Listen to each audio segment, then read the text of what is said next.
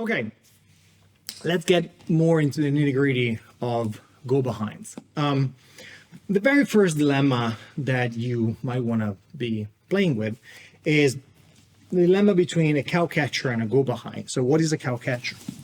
Cow catcher is a very common position in wrestling. It's a situation in which I am catching my partner's farlet with an underhook, and I am bending his chin into his chest. And when I rotate, that's a very, very strong pin. You see this, it's a very common wrestling pin. Obviously in wrestling that grants you, the pin. But in Jiu-Jitsu is a great way to get side control or potentially maybe even straight to mount. Now, would I recommend giving up chest to back to go into a cow catcher? Well, that's up to you. There are situations in which maybe you're just more skilled at chest to chest than you are at chest to back. Maybe you're dealing with someone that is just much better at you at escaping turtle. Maybe you tried turtle a few times and it just simply didn't work. So if chest to back doesn't work, then you might go back to chest and try to get a tap from there. So let's see more the dynamics of this, the mechanics of the cow catcher. So what you might find is that some people will try to catch either your hips or maybe even your leg, whatever the case might be, and they will start opening, or maybe they try to come up to ref position, whatever the case might be, and they start opening this arm. Okay, whenever you see this arm opening, you can start coming in and get an initial bite. Cut an angle with my knee, and you go, turn. You start cutting an angle and you go and bite the far lat.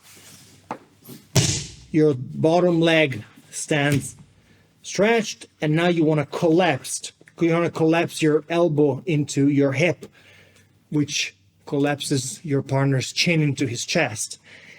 When you start rotating, even if you post with the hand, there's only so much you can post. You start rotating. Here. You can even switch your legs for maximum drying.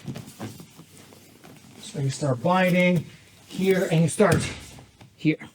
Now this becomes a driving leg, and I start collapsing his chin. Even if he posts, there's only so far he can post before you manage to solidify the pin.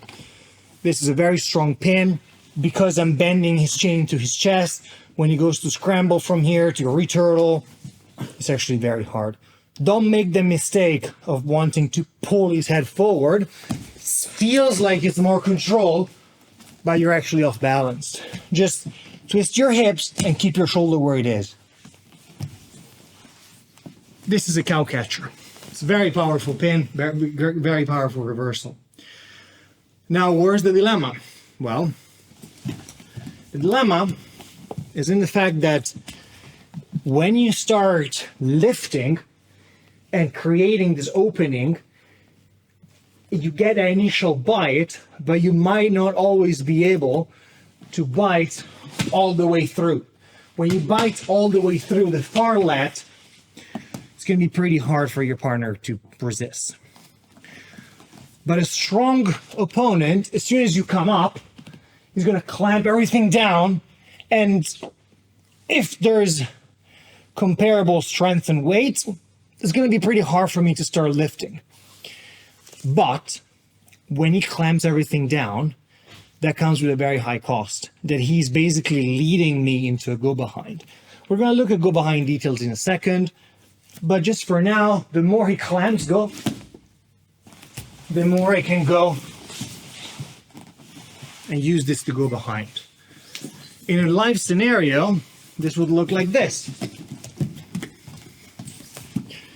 I'm here, he reaches with the hand, whatever the case might be. Exactly. I start punching in, he locks. That's it. He's basically locking his own arm, clamping down, which opens up, for me, the way to the back.